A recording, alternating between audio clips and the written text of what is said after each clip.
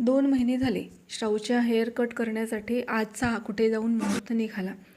मग त्यानंतर सुरुवातीला आम्ही गेलो, कारण तिला खूपच कन्विन्स करावं लागलं, की "बाई गं, हिवाळ्याचे केस दुखतात, सुकत नाहीत आणि 8 दिवसातून फक्त एकदाच धुवायला मिळतात. मग इतके लांब केस तू आत्तापासून सांभाळू नको." असं कन्विन्स करत, करत, करत तिला एक एक कट छान सिलेक्ट करून दिली आणि तेव्हा कुठे ती जाऊन ॲग्री झाली. नाहीतर तिची अजिबात इच्छा नव्हती, की मोठे एवढे हेअर्स कट करायची.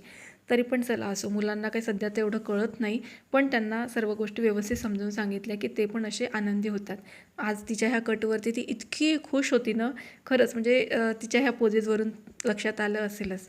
त्यानंतर आम्ही बाहेर गेलो, तर एक कपड्यांचं दुकान होतं, ज्या ठिकाणी विशेषतः ड्रेस होते. मग आत शिरल्यावर खरेदी तर काही फारशी करायची नव्हती, पण श्राऊच्या आवडीचं काही मिळालं म्हणून तिथे खरेदी केली आणि निघालो. दिवसभर फिरून फिरून भूक लागली होती. मग नाश्त्याचे असे काही प्रकार घेतले, त्याच्यामध्ये दहीवडा होता, समोसा आणि ढोकळा. छान पोटभर आम्ही तिघींनी खाऊन घेतलं. आमच्याबरोबर गुडिया पण होती. तिथे हॉटेलमध्ये गेल्या गेल्याच लक्षात आलं, की बाहेर खूप पाऊस पडत आहे. त्यामुळे आम्हाला बराच वेळ तिथेच अडकून पडावं लागलं. घरी यायला बराच उशीर झाला होता. मग आता मुलांना रिकाम्या हाताने तर जाता येणार नाही, मुलं वाट बघत असतात घरी, म्हणून त्यांच्यासाठी असा खाऊ घेऊन गेलो होतो. आणि असा होता आजचा आमचा दिवस. तर तुम्हाला श्राऊची हेअरकट आवडली की नाही हे मला कमेंटमध्ये नक्की सांगा.